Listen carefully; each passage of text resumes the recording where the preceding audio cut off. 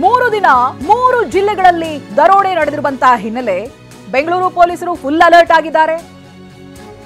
Alert ಆಗಿರುವಂತೆ B Dayanand ಸೂಚನೆಯನ್ನ ಕೊಟ್ಟಿದ್ದಾರೆ. Bengaluru police commissioner B Dayanand ಇದಾಗಲೇ ಸೂಚನೆ ಹೊರಡಿಸಿದ್ದಾರೆ ಅಲರ್ಟ್ ಆಗಿರಬೇಕು ಅಂತ. ಪೊಲೀಸ್ ಅಧಿಕಾರಿಗಳಿಗೆ ಕಟ್ಟುನಿಟ್ಟಿನ ಸೂಚನೆ ರವಾನಿಸಲಾಗಿದೆ. ಎಲ್ಲ ಎಟಿಎಂ ಸೆಂಟರ್, ಬ್ಯಾಂಕ್ಗಳಲ್ಲಿ ಅಲರ್ಟ್ ಆಗಿರಬೇಕು. ಬ್ಯಾಂಕ್ ಹಾಗೆ ಎಟಿಎಂ ಸೆಕ್ಯೂರಿಟಿ ಏಜೆನ್ಸಿಗಳಿಗೆ ಇದಾಗಲೇ ಸೂಚನೆಯನ್ನ ಕೊಟ್ಟಿದ್ದಾರೆ ದಯಾನಂದ್. ಒಂದಲ್ಲ ಎರಡಲ್ಲ ಬ್ಯಾಕ್ ಟು ಬ್ಯಾಕ್ 3 ಘಟನೆಗಳು ನಡೆದು ಹೋಯಿತು.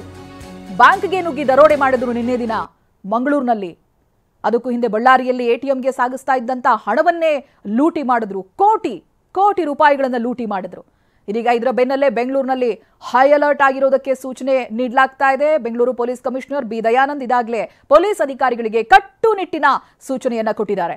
ಎಲ್ಲ ಎಟಿಎಂ ಸೆಂಟರ್ಗಳಾಗಿರ್ಬೋದು, ಜೊತೆಗೆ ಬ್ಯಾಂಕ್ಗಳಲ್ಲಿ ಅಲರ್ಟ್ ಆಗಿರಬೇಕು, ಸೆಕ್ಯೂರಿಟಿಗಳನ್ನ ಚೆಕ್ ಮಾಡ್ಕೊಳ್ಬೇಕು. ಹೀಗಂತ ಬ್ಯಾಂಕ್ ಹಾಗೆ ಎಟಿಎಂ ಸೆಕ್ಯೂರಿಟಿ ಏಜೆನ್ಸಿಗಳಿಗೆ ಸೂಚನೆಯನ್ನ ಇದಾಗಲೇ ಕೊಟ್ಟಿದ್ದಾರೆ. ನಿಜಕ್ಕೂ ಬೆಚ್ಚಿ ಬೀಳಿಸ್ತಾ ಇದೆ. ರಾತ್ರಿ ನಡೆದಿರುವಂತ ದರೋಡೆ ಅಲ್ಲ ಇದು, ಹಾಡ ಹಗಲೇ ದರೋಡೆ ನಡೆಯುತ್ತೆ. 3 ಜಿಲ್ಲೆಗಳಲ್ಲಿ 3 ಕಳ್ಳತನ ಆಗುತ್ತೆ. ಕೋಟಿಗಟ್ಟಲೆ ಲೂಟಿ ಮಾಡ್ತಾರೆ. ಎಟಿಎಂಗೆ ಸಾಗಿಸ್ತಾ ಇದ್ದಂತ ಹಣ ಲೂಟಿ ಮಾಡಿರೋದಂತೂ ಒಬ್ಬನ ಜೀವನ ತೆಗೆದು 1 ಕೋಟಿ ರೂಪಾಯಿ ಎತ್ಕೊಂಡು ಹೋಗ್ತಾರೆ. ಅವರ ಸುಳಿವಿನ್ನೂ ಸಿಗ್ತಾ ಇಲ್ಲ. ತಲೆಮರೆಸ್ಕೊಳ್ತಾ ಇದ್ದಾರೆ. ಪೊಲೀಸರು ತಂಡೋಪತಂಡವಾಗಿ ತನಿಖೆ ಮುಂದುವರಿಸ್ತಾ ಇದ್ದಾರೆ, ಶೋಧ ಕಾರ್ಯ ಮುಂದುವರಿಸ್ತಾ ಇದ್ದಾರೆ. ಬಟ್ ಸಿಕ್ಕಾಕೊಳ್ತಾ ಇಲ್ಲ ಖದೀಮರು ಅಂತ ಚಾಕಚಕ್ಯತೆ ಇದೆ. ಹಾಗಾಗಿ ಎಲ್ಲಾ ಕಡೆ ಹೈ ಅಲರ್ಟ್ ಅನ್ನ ಘೋಷಣೆ ಮಾಡಲಾಗಿದೆ. ಬೆಂಗಳೂರಿನಲ್ಲಿ ಎಟಿಎಂ ಸೆಂಟರ್ಗಳು, ಜೊತೆಗೆ ಅಲ್ಲಿ ಹಣ ತಗೊಂಡು ಹೋಗಬೇಕಾದ್ರೆ ಕೆಲವೊಂದು ಪ್ರೋಟೋಕಾಲ್ಸ್ ಫಾಲೋ ಮಾಡಬೇಕಾಗುತ್ತೆ. ವೆಪನ್ ಇರುವಂಥ ಸಿಬ್ಬಂದಿ ಇರಬೇಕು. ಇವೆಲ್ಲ ಸೂಚನೆಯನ್ನ ಇದಾಗಲೇ ಕೊಡಲಾಗಿದೆ.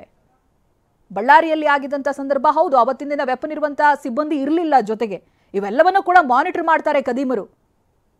ವಿಜಯಪುರದಲ್ಲಿ, ಮಂಗಳೂರಿನಲ್ಲಿ, ಬೀದರ್ನಲ್ಲಿ ಬ್ಯಾಕ್ ಟು ಬ್ಯಾಕ್ 3 ಘಟನೆಗಳು ಬೆಚ್ಚಿ ಬೀಳಿಸ್ತಾ ಇದೆ. ಮುಂದೆ ಎಲ್ಲಿ ಏನಾಗುತ್ತೋ ಅನ್ನುವಂಥ ಭಯ ಹುಟ್ಟಿಸ್ತಾ ಇದೆ.